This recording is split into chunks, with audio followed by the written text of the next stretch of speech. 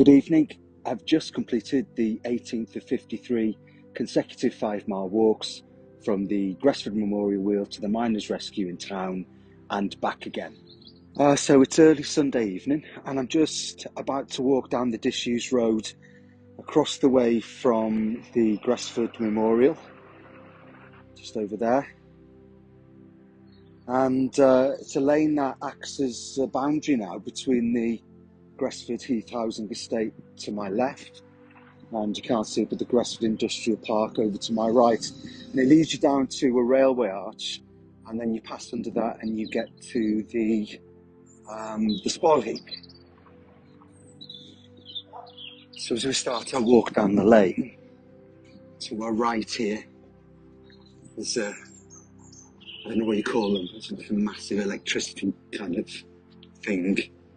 I don't think that's the technical term, but I mean, just the other side of that is the fabric place, which is the name of which just escaped me.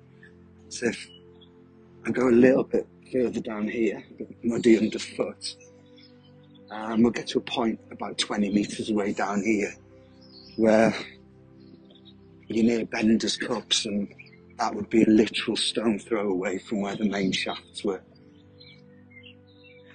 So with the rescue operation abandoned during the early evening of Sunday the 23rd of September, 258 men and boys were left below ground and able to be rescued, despite the brave, selfless efforts of the rescuers, 3 of whom paid the ultimate price. Mr. John McGurk, president of the Lancashire and Cheshire Miners Association, described the scene underground. "It is hell let loose, and it's not at all safe for anyone to be near where the fire is raging. There were 3 explosions when I was down there this afternoon. They may become more frequent because of the fire and the fumes. That is the risk, and therefore all rescue men must be withdrawn from the mine. There is no chance of any man in the pit being left alive.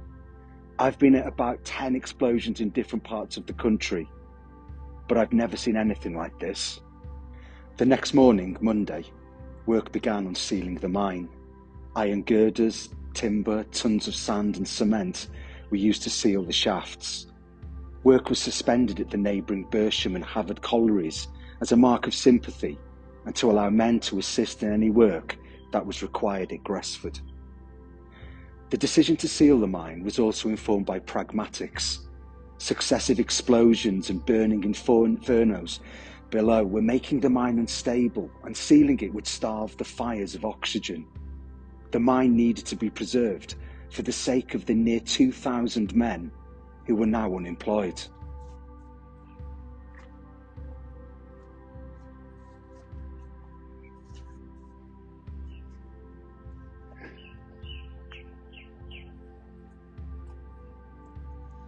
The unemployment rate in Wrexham already stood at 40%, and the permanent loss of Gresford, with all the personal and social risks associated with economic collapse, would have only added to the burden of communities already facing extreme hardship.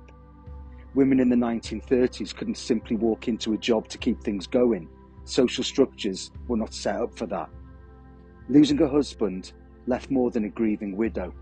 It left a widow with the responsibility of providing for herself and her children without a source of income.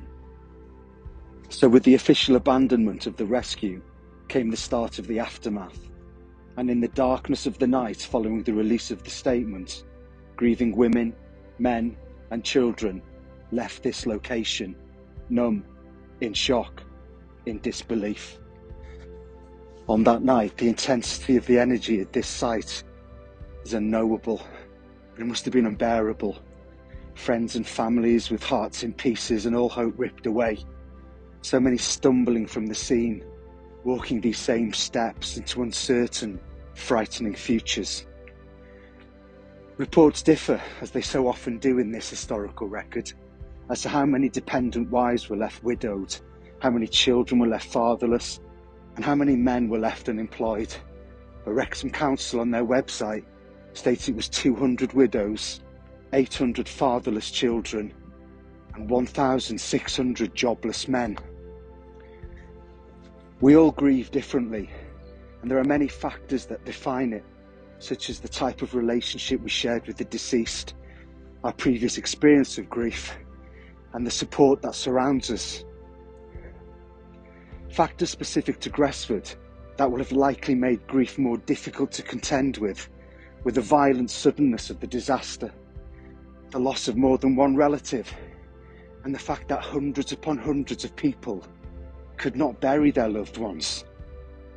These specifics left the bereaved more likely to develop something called complicated grief, a more dissociative, acute and prolonged form of grief. The coming days, weeks, months and years would bring, amongst other symptoms, intense sorrow, pain, rumination, depression, confusion, anxiety and anger. The desperate mix of emotional and economic despair being felt by so many in a community already defined by hardship would require an immediate, urgent response. Wrexham was and is a town of resilience, hard graft and fortitude. But on that Sunday night back in September 1934, it needed all the support it could get.